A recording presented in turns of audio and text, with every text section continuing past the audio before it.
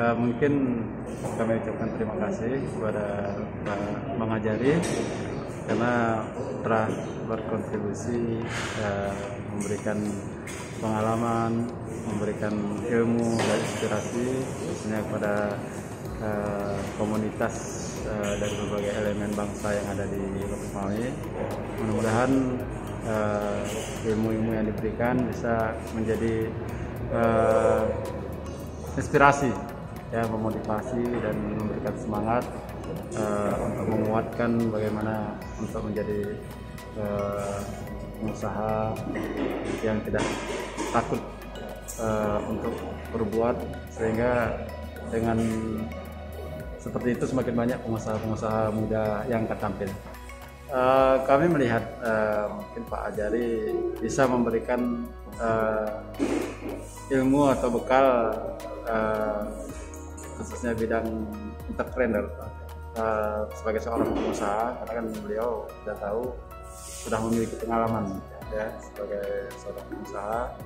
Dan ini kami berharap semakin banyak elemen-elemen lain yang tergugah untuk menjadi pengusaha, sehingga mungkin bisa memberdayakan sekeliling. Bapak-bapak, ibu-ibu yang sudah hadir di tempat sini, kata riset bahwa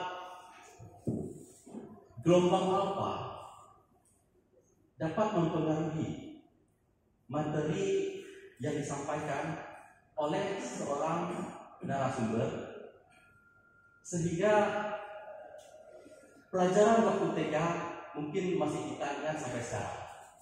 Hal itu karena kita waktu menerima pelajaran itu dalam kondisi enjoy, kondisi menyenangkan.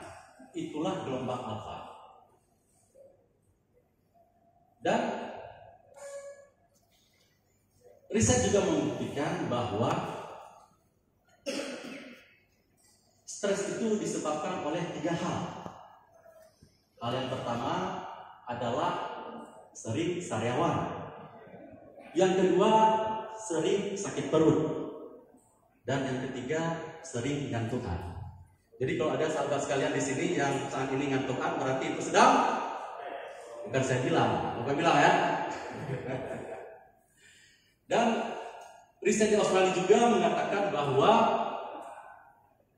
manusia yang di bawah usia 40 tahun yang jarang tersenyum, itu masa tuanya akan susah dan lara. Jadi yang nanti saat saya menyampaikan materi tidak bisa tersenyum, berarti masa depannya suram. Jadi biar kita fokus, kita cek gelombang dulu, ya. Ketika saya bilang selamat pagi, tepuk tangannya 1 kali. Ya. Ketika saya sebut selamat siang, tepuk tangan 2 kali, dan selamat sore 3 kali, selamat malam, jangan tepuk tangan karena mengganggu orang tidur. Pagi, siang, sore, malam. Masih ada tepuk tangan, mengganggu orang tidur. Jadi kita coba sekali lagi. Siang, sore, pagi, malam. Masih ada tepuk tangan, tapi sudah sedikit ya. Tepuk tangan buat kita semua. Jadi tidaklah sopan kalau ingin berbagi tidak saling kenal. Jadi sebelum saya memperkenalkan diri, saya minta audiens, saya siapkan bonus di pagi hari, ya. Sebelum saya perkenalkan diri, ada nggak di antara audiens yang sudah kenal sama saya? Oke, Abang Dan silakan ke depan.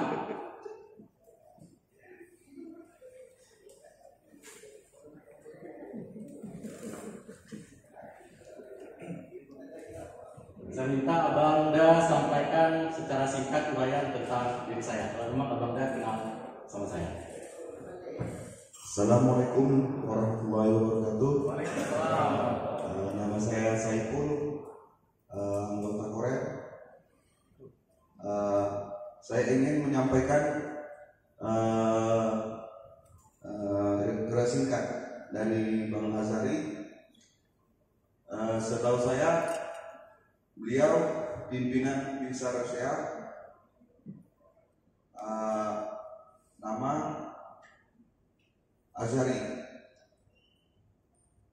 Beliau udah pernah mengikuti sekolah Lemhanas. Sekian, terima kasih. Terima kasih Bang. Ini bonusnya untuk Pak Yani. Semoga berkah.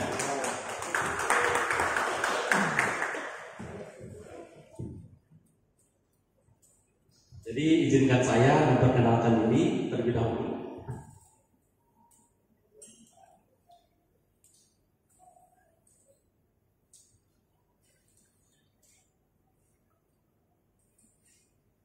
Khairun nas anfa'uhum linnas, sebaik-baik manusia adalah manusia yang bermanfaat bagi manusia yang lain. Sebaik-baiknya tentara adalah tentara yang bermanfaat bagi lingkungan sekitar dan bermanfaat bagi nusa dan bangsa. Jadi perkenalkan, nama saya adalah Azhari. Saya lahir dan dibesarkan di Aceh dan saya adalah orang Aceh. Jadi bagi orang Aceh di dunia ini hanya ada dua suku. Yang pertama suku Aceh dan yang kedua bukan suku Aceh. Jadi orang Batak bilang bahwa Aceh itu singkatan. Asal tahu cara, enak hidup. Tetapi orang Aceh membalas bahwa Batak itu juga singkatan. Batak itu kepanjangan dari banyak taktik. Ya. Kemudian orang Aceh dan orang Batak mengatakan bahwa Padang itu juga sebuah singkatan. Pandai berdagang. Ada orang Padang di sini? Ada? Biar dapat bonus lagi. Ada? Ada? Orang Padang. Oke. Saya mau tes ini. Ini Padang beneran atau Padang selingkuhan atau Padang gizi? Saya minta Ibu sebutkan Pancasila dalam bahasa Minang. Ayo, silakan.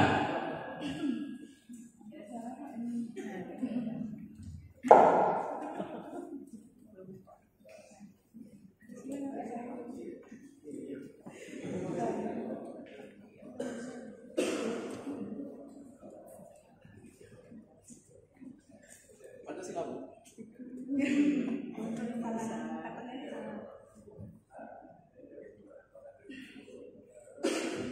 Masuk TV Bang Azhari APR. Iya, masuk TV nih.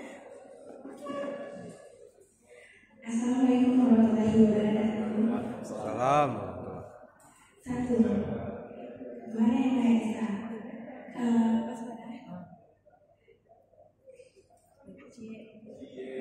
Ya langsung tulen bahasa Padang. Susah. Nah, kalau kita masuk sendiri.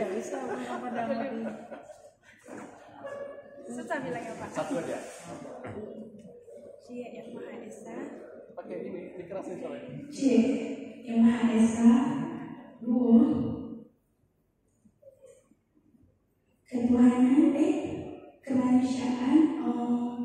kemanusiaan yang adil dan beradab. Susah bacanya. Grogi Pak jadinya. 100.000 bulannya ya. Kasih Pak. Terima kasih. Ini saya dapatnya waktu ikut pelatihan medan utama di Bogor. Jadi mungkin karena saya milik orang Padang, makanya saya disuruh menyebutkan Pancasila dalam bahasa Padang. Jadi waktu itu saya sebutkan seperti ini: Pancasila. Cie, bintang basagi limo. Dua, ranting sepedo.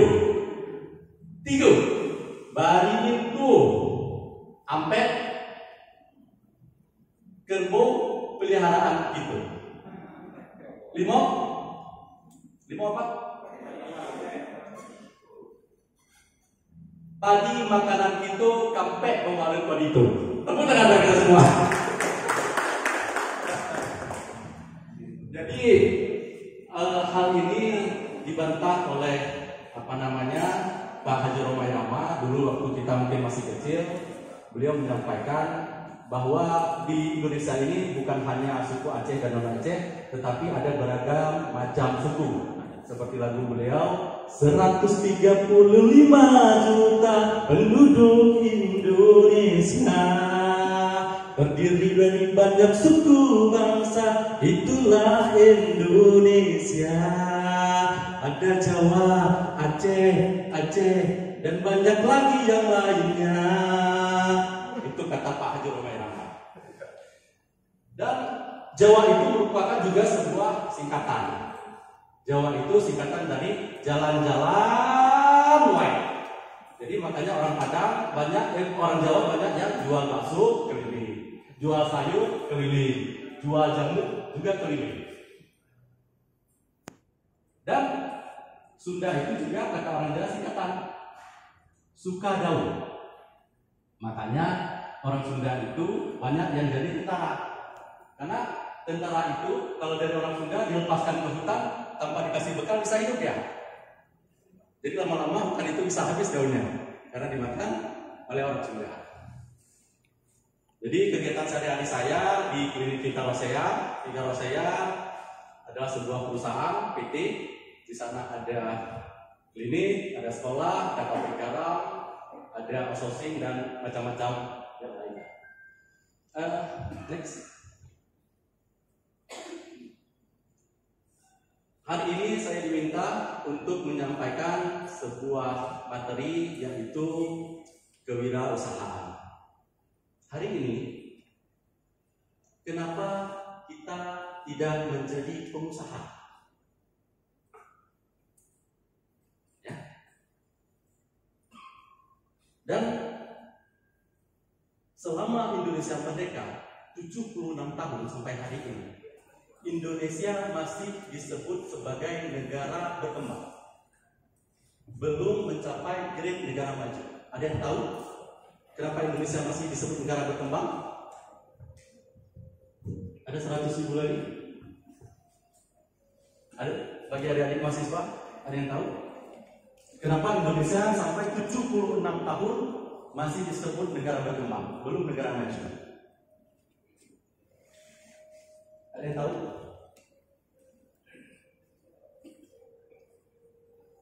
Kasihan loh, traduksi.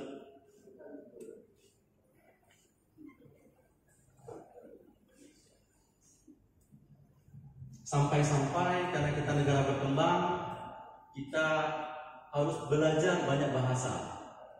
Ya, kita harus belajar bahasa Inggris, walaupun sulit, bahasa Mandarin, bahasa Jepang.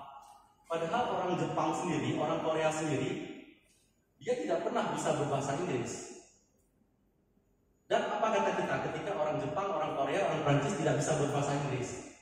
Nasionalisme mereka itu tinggi sekali. Padahal mereka tidak bisa, bukan karena masalah nasionalisme. Tetapi kita orang Indonesia diwajibkan harus bisa berbahasa Inggris, harus bisa bahasa Mandarin. Karena hari ini kita termotivasi untuk jadi pekerja, untuk jadi TKI. Jadi kalau memang tidak ada, saya akan sampaikan bahwa sampai 76 tahun Indonesia merdeka, kita masih disebut negara berkembang karena syarat untuk menjadi sebuah negara maju adalah 4% dari jumlah penduduknya harus pengusaha. Itu. Hari ini Singapura 7% jumlah penduduknya itu pengusaha, sehingga mereka maju. Kemudian Amerika 17% penduduknya itu pengusaha. Dan yang paling spektakuler yang kita lihat hari ini, China itu 24% penduduknya pengusaha. Sehingga dia di usia 10 tahun ke depan akan mengalahkan Amerika menjadi negara superpower di dunia ini. Oke, next.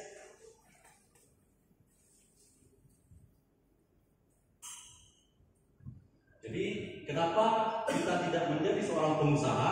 Dari alam rahim, ketika ibunda kita mengandung kita, ketika beliau setelah membaca surat Yusuf, biar anaknya ganteng seperti saya, ya, beliau mengusap-usapkan perutnya. Nah, kalau sudah besar, jadi pilot ya. kalau sudah besar jadi dokter ya. Tidak pernah ibunda kita mendoakan kita untuk menjadi seorang pengusaha. Maka setelah kita masuk di sekolah TK, ketika kita ditanya oleh om dan tante kita, "Nak, kalau sudah besar mau jadi apa?" Pasti jawaban kita menjadi dokter atau pilot. Jadi hari ini di sekolah Fika Rosea kita mengajari anak-anak kita, ketika ditanya orang mau jadi apa nak? Mau jadi yang punya rumah sakit. Jadi dokter, rumah sakitnya adalah milik dia. Jadi ketika anak-anak kami di sana ditanya sama orang, "Nak, kalau sudah besar mau jadi apa?" Mau jadi yang punya maskapai. Jadi pilot pesawat-pesawatnya adalah miliknya. Lantas sama ketua DPRK kita saya ditanya, "Abang ini asik ngomong pengusaha aja. Kalau semua orang Aceh jadi pengusaha, siapa yang akan bekerja?" Saya bilang, "Pak Ketua, itu kamu paham." Saya bilang, kalau seluruh orang Aceh jadi pengusaha, kita akan impor TKW dan TKI. Bagaimana impor TKW dan TKI? Tenaga kerja Inggris atau tenaga kerja Washington. Jadi kita tidak usah belajar bahasa Inggris, kan keren kalau kita punya supir orang Inggris. "John, sini John, bawa mobil John. John, sini John, cuci piring." Kan keren.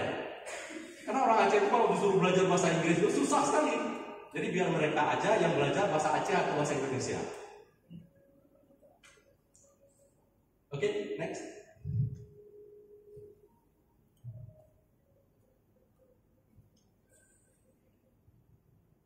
Kemudian memasuki usia sekolah SD, SMP, dan SMA, kita di sekolah selalu diajari berpikir dengan otak kiri. Otak kiri kita ini berfungsi sebagai otak yang selalu menghitung dan menganalisa. Jadi kita selalu menghitung-hitung dan menganalisa. Padahal apa yang kita hitung? Uang juga tidak banyak. Ya. Jadi asik menganalisa saja, sehingga kita jarang yang mau untuk berusaha.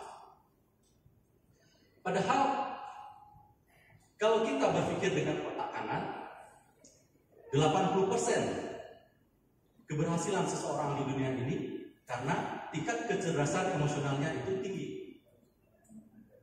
Jadi karena kita dipaksakan untuk berpikir dengan otak kiri, sehingga kita lebih cenderung hari ini memikirkan bagaimana IPK kita tinggi. Padahal IPK itu sendiri kita bawa ke bank juga tidak laku. Kita bawa untuk melamar anak gadis orang juga tidak diterima sama calon mertua kita. Karena hari ini ganteng tidak jaminan, cantik juga tidak jaminan. Yang bisa jaminan apa? Sertifikat tanah.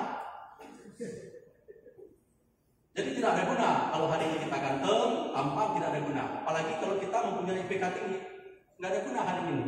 Karena tidak bisa diapa-apakan IPK itu. Jadi orang-orang yang berpikir dengan otak kiri itu, dia lebih cenderung. Misalnya dia kuliah hari ini di administrasi, dia pasti kepingin menjadi seorang administrator. Ketika hari ini dia kuliah di pertanian, dia akan bekerja di bidang pertanian. Tetapi sebenarnya untuk menjadi seorang pengusaha, kita tidak perlu background apa-apa. Misalnya sekarang Pak Asari, backgroundnya dari sipil, tetapi dia usahanya di kesehatan, tidak ada masalah. Karena repot ketika kita hari ini ingin berusaha di bidang perfilman, kita harus jadi montir dulu, susah. Jadi ketika kita mau buka restoran, kita harus pintar masak dulu, susah. Apa ketika kita ingin buka salon, kita harus jadi bencong dulu? Nggak pasti. Jadi salah satu profesi yang harus urut itu adalah tukang urut. Yang lain kita tidak urut. Masalah kita kuliah di teknik sipil, kuliah di teknik industri, mau jadi apa ya silakan, tidak ada masalah. Kemudian, kenapa kita harus menjadi pengusaha? Ada yang tahu? Kenapa kita harus menjadi seorang pengusaha? Masih ada 100 ribu? Ya, ayo. Karena kita bisa menjadi pengusaha. Ini ibu aja ya, Peter. Karena dengan kita menjadi seorang pengusaha, semua apa yang kita cita-citakan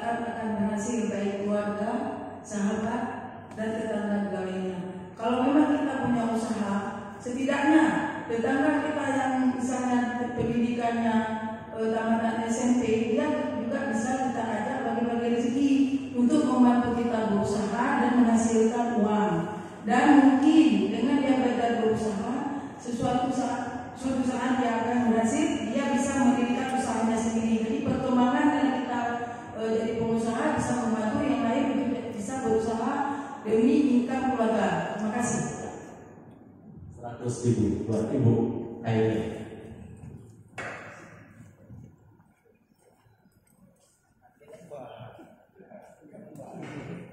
Kenapa kita harus menjadi seorang pengusaha? Karena hanya di tangan orang muslimlah harta itu lebih bermanfaat. Sekarang ibadah yang paling mahal itu adanya di Islam. Haji, umroh, mahal tidak? Ada di Islam. Wakaf, zakat, ada di Islam. Kurban, akikah, di Islam semua. Jadi kalau kita tidak punya uang hari ini, kita tidak bisa beribadah. Jadi walaupun kata orang miskin dan kaya itu adalah takdir. Oke, betul takdir. Tapi kalau kita bisa milih, mendingan kita kaya saja. Karena saya sudah merasakan, Pak. Saya miskin itu sampai 23 tahun, Pak. Cukup sulit, Pak. Sehingga saya hari ini kalau bisa tobat, Pak, jangan miskin lagi, Pak.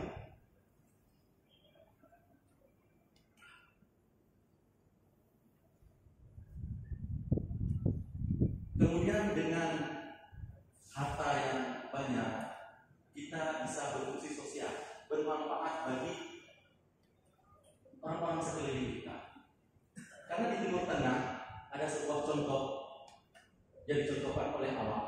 Di sana ada dua tempat air. Yang pertama adalah Danau Galilea, yang kedua ada Laut Mati. Sumber kedua tempat air tersebut dari Sungai Yordan. Tetapi kenapa di Laut Mati tidak ada kehidupan di sana? Beda lagi dengan Danau Galilea. Di sana banyak kehidupan, banyak tumbuhan di sana, banyak ikan di sana. Karena apa? Karena di Laut Mati, dia ketika menerima aliran air dari Sungai Yordan, dia hanya menampung untuk dirinya sendiri. Tetapi di Danau Galilea, ketika dia menerima aliran dari Sungai Yordan, dia salurkan ke daerah sekitarnya, sehingga daerah sekitar Danau Galilea itu menjadi daerah yang subur. Banyak ikan di sana, banyak tumbuhan di sana. Begitu kita juga hidup, kita harus berfungsi sosial. Ketika hari ini kita terpaku pada diri kita sendiri, maka kita akan dijauhi oleh makhluk hidup. Tetapi ketika kita hari ini bermanfaat bagi orang lain, maka kita akan dicari, akan dicintai oleh makhluk hidup. Saya doakan semua kita yang hadir di sini menjadi seperti Danau Galilea, sehingga bermanfaat bagi sekitar kita. Amin.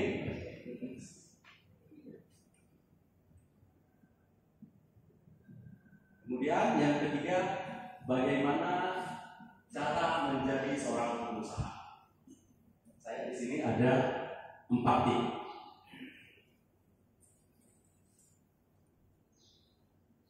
Di sini ada 4 on. Tolong jangan ditambah klinik di depannya. Takutnya salah persepsi. Ya. Jadi langkah untuk menjadi seorang pengusaha sukses itu ada 4 on. Sebelum kita bahas ini, saya teringat sebuah kata-kata bijak dari seorang ulama kita, Buya Hamka. Kalau hidup hanya sekedar hidup, kera di hutan juga hidup. Kalau bekerja hanya sekedar bekerja, kerbau di sawah juga bekerja. Tetapi kita bukan kera, kita bukan kerbau, kita adalah manusia. Tentu berbeda dengan kera dan kerbau. Jadi langkah yang pertama adalah kita harus punya vision. Vision itu adalah visi dalam sebuah perusahaan. Mimpi, impian, atau cita-cita kalau kita pribadi. Dan niat kalau dalam sebuah ibadah. Jadi mimpi itu harganya cukuplah murah, malah tidak perlu kita membayar untuk bisa bermimpi, tetapi mimpi itu punya value, punya nilai yang sangat tinggi. Karena apa? Indonesia ini juga dimerdekakan oleh mimpi-mimpi para leluhur kita. Dan adik-adik kita mahasiswa ini juga hari ini di sini, ya kan, calon-calon pemimpin bangsa ke depan ini juga merupakan mimpi dari orang tuanya dan mimpi dari dirinya sendiri. Jadi jangan remehkan mimpi, jangan remehkan cita-cita, gantungkanlah cita-citamu setinggi langit. Ketika pun kita jatuh, kita akan jatuh di antara para bintang. Kemudian Honda mengatakan bahwa some people dream to escape from reality. Orang-orang bermimpi karena ingin lari dari kenyataan. Itulah adalah hal yang salah. Kenapa? Kita tidak boleh lari dari kenyataan. Karena kalau kita ingin lari dari kenyataan, kita akan terlibat hal-hal negatif. Kita akan terlibat narkoba. Kita akan terlibat bunuh diri. Tetapi yang benarnya apa? Some people dream to change the reality. Orang-orang bermimpi untuk mengubah masa depan. Itu yang benar. Jadi bagaimana nasib kita from zero menjadi hero, from nobody menjadi somebody. Jadi bagaimana hari ini kalau kita belum menjadi siapa-siapa, dengan mimpi kita bisa menjadi seseorang yang berguna bagi bangsa dan negara ke depannya. Itu adalah mimpi. Jadi dalam agama pun kita diharuskan untuk punya cita-cita. Ketika hari ini kita ingin menjadi orang kaya, berarti kita mengakui bahwa Allah itu maha kaya. Ketika hari ini kita ingin menjadi orang besar, berarti kita mengakui bahwa Allah itu maha besar. Dan ketika hari ini mimpi kita, cita-cita kita remeh-remeh, berarti kita meremehkan kemampuan Allah. Jadi mulai hari ini yang belum punya mimpi, pulang dari sini, tolong bermimpilah. Ingin jadi apa kita ke depan? Ingin jadi siapa kita ke depan? Karena mimpi itu murah dan mimpi itu punya nilai yang sangat tinggi. Oke, yang kedua, passion. Passion itu adalah bersungguh-sungguh. Ketika kita ingin memulai sebuah usaha, kita harus bersungguh-sungguh. Jangan jadikan usaha itu hanya sebuah rutinitas. Jangan jadikan usaha itu hanya sebuah kewajiban. Karena lihat orang berusaha, kita juga harus berusaha. Jangan, tapi jadikan usaha itu sebagai sebuah hobi, sehingga kita tidak lelah, kita tidak capek dalam melaksanakan usaha itu. Contoh, ketika kita hari ini hobi sepak bola, walaupun kita capek lelah bermain bola, tapi kita besok tetap main bola lagi. Ketika hari ini kita kalah atau rugi, ya, kalau dalam usaha rugi, kalau main bola kalah, tetapi besoknya kita pasti akan main bola lagi. Jadi jangan sampai kita berusaha itu hanya dari rumah, motor, kantor, dan pulang sebaliknya kantor, motor, rumah. Kalau itu gaya usaha kita, saya pastikan tidak akan maju. Dan kalau begitu kegiatan usaha kita, saya pastikan kalau tua nanti kita akan mengidap penyakit P16.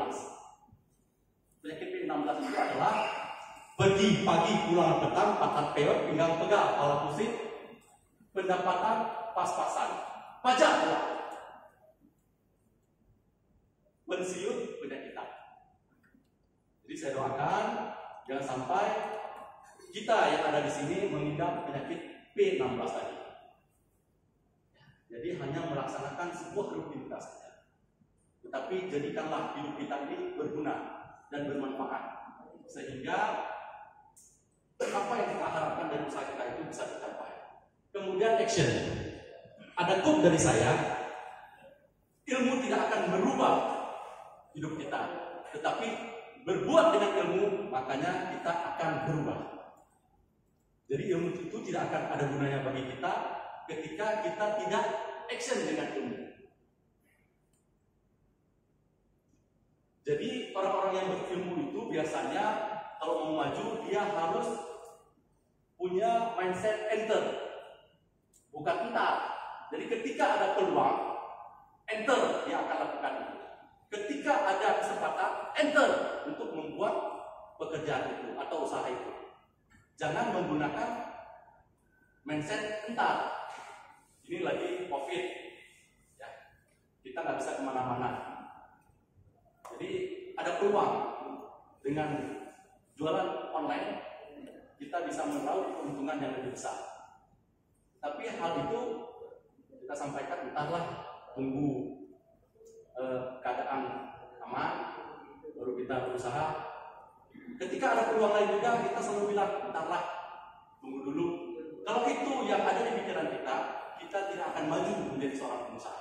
Jadi begitu ada peluang, begitu ada kesempatan, langsung saja bertindak untuk meraih kesempatan itu. Insya Allah pasti kita akan berhasil. Dan yang terakhir adalah kolaborasi. Manusia ini adalah manusia sosial. Ya. Kita ini tidak terlepas dari kehidupan sosial. Jadi kalau kita ingin berhasil, maka bergurulah kepada orang-orang yang sudah berhasil. Ketika hari ini kita ingin berhasil, maka belajarlah kepada orang-orang yang sudah berhasil. Bergabunglah dengan organisasi atau asosiasi-asosiasi yang sudah berhasil, yang sudah punya cita-cita yang pertama produktif, kemudian positif dan kontributif. Misalnya di KNPI ya, mungkin bisa anak-anak muda bergabung di KNPI dengan seperti itu membuka sebuah usaha, lapangan pekerjaan juga terbuka bagi rekan-rekan yang lain, sehingga kita itu bisa sama-sama maju.